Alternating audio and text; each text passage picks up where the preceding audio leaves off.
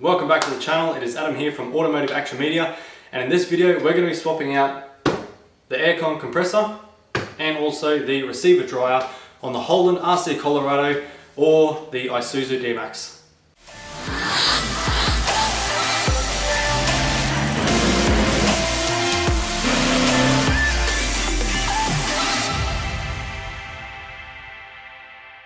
Alright, so before we get started, I just want to make note real quick that Craig, the air conditioning guy, he has come around here already. He's diagnosed my issue for me as the air conditioning compressor, and he's also recommended changing over the receiver dryer as well.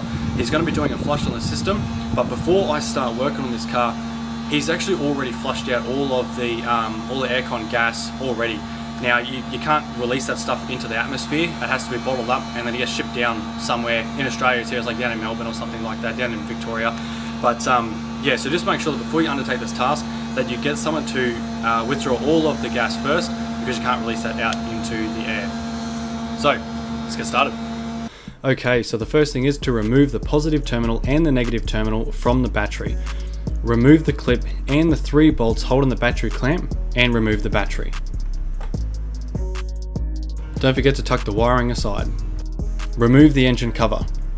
Now undo the compressor plug, and using a 10mm socket or spanner, remove the 2 aircon lines from the pump. Tuck the aircon lines out of the way. Now to remove the belt. Using a 14mm spanner, undo the front tensioner pulley bolt, then loosen the tensioner bolt itself. Now we can remove the belt. Using a 12mm spanner or socket, undo and remove the 4 bolts holding the compressor in place. Now remove the old compressor. Be sure to clean the old bolts with a wire brush and some degreaser. Now let's install the new compressor. Align the compressor and reinsert the clean bolts, then tighten them back up. For now, leave the plate on the top of the compressor, as the aircon hoses will be professionally cleaned before reinstallation. Again, clean up the bolts for the aircon lines. Now, refit the aircon belt, tighten up the tensioner and retighten the tensioner pulley bolt also. Now to remove the grille. Using a 10mm socket or spanner, remove the 2 bolts from the top. Remove the 2 clips on top also using a flathead screwdriver. There are 3 screws holding the front of the grille in place. Remove them using a Phillips head screwdriver. Now crawling under the vehicle and looking back to the grille, you will see 2 clips underneath. Using a flathead screwdriver, push on the top of the clip and push upwards. This will release the clips, allowing you to remove the grille. Okay, behind the grille, which is the aerial cable is holding it here, I've removed it otherwise. So we have right here our receiver dryer. We have the plug sitting on top, we have this aircon line, and underneath here we have another aircon line as well. So we're going to have to probably just remove this plug first, remove that one there, and we'll take this bolt out here and then the bolt out on the other one as well, and we'll give this all a big clean over. So as mentioned, remove the fan plug first. Remove the 2 10mm bolts holding the aircon lines in place, and also remove the plug. One thing I forgot to mention was to undo and remove the 8mm bolts holding the clamp in place. Remove those 3 bolts and you can now remove the receiver dryer. Now undo the sensor plug from the top of the dryer with a 27mm spanner. Check the other dryer and see what bolts need to be removed from the top. Grab the correct size O-ring and refit the sensor to the dryer. I think what it's like, it blows from the compressor into the condenser, and from the condenser up the tube, through the receiver dryer, into the TX, and then out again back to the compressor. That's its direction of flow. Yeah, okay. So when your compressor shits itself basically, what happens is most of that rubbish comes out and lands in the condenser. Right, okay. Before it can get out to the rest of the system, it's got to go through the filter. Yeah. So most of it is in the condenser. You do now and again get little spots that stick in the TX valve, but in most cases not too much. So what we do is we concentrate mainly on we clean the condenser, and then we blow through the TX, but we blow through it in one direction, and that is from the low side through to the high side. because if any shit goes into it, goes in from the high side and jams. So if we blow from the low side, the tendency is to get that shit out. Okay. So this guy here, this is your cleaner? Yes, it's just known as a flushing gun. Yeah, okay. Basically all it is, I use nitrogen simply because I'm already carrying nitrogen, I don't have to carry anything extra. But also nitrogen is a drying agent. Okay. So once it's gone through, it tends to dry the system anyway, which is a good point. Yep. So we grab the hose that goes from the compressor to the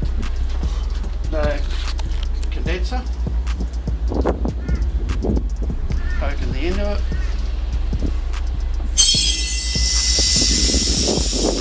So there might be a little bit of crap sort of come out, yeah. And then what we do, we turn that upside down. And now we've got this air going through it. There we go. And by doing it that way, we can actually see what it looks like. Okay, now it's time to finish the job since all the cleaning is done. Reinstall the compressor lines and tighten them back up as Craig is doing.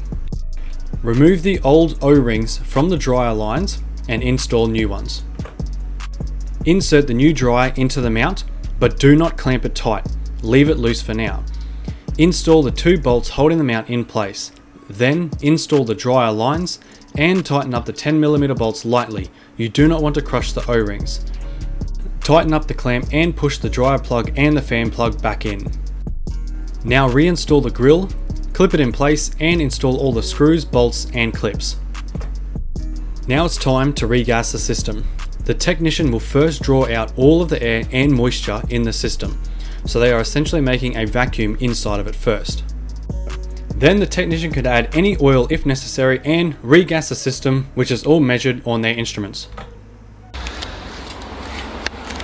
So gas bottle down there, and what's happening now? We're just putting an initial charge in. Once I've got an initial charge of about 140 grams, we then start it up and put the rest in. Okay, so we're going to start the motor. And, start the motor, turn the air conditioning on. Yep. And then we'll put the rest of it in. No worries, I might put that battery back in, eh? Now reinstall the battery, the terminals and the clamp and start the vehicle. Everything's all nice and tightened up. Get the air on.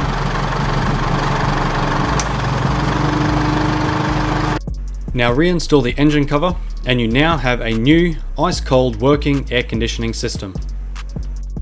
There you go everyone, that's how you replace the air conditioning compressor along with the receiver dryer tucked in behind the grill there. Thanks to Craig from Onsite Air here on the Sunshine Coast. That was really good of him just to come out here and just explain a couple little bits and pieces that happens in the process when you're changing over these sorts of things. So the aircon is just insanely cold right now. It's just awesome. Absolutely loving it. So nearly can't wait to just drive it just so I can feel the aircon. It's been 3-4 weeks I think now without it, and it's just started coming into the really hot season, coming into end of spring, nearly, or mid-spring I think it is. But yeah, so there we go, that's it. Thank you for watching. Be sure to, if you're on the Sunshine Coast, be sure to check out Craig, call up Craig and from Onsite Air. I'll put the phone number in below, and if you need anything, give him a call. Catch you later.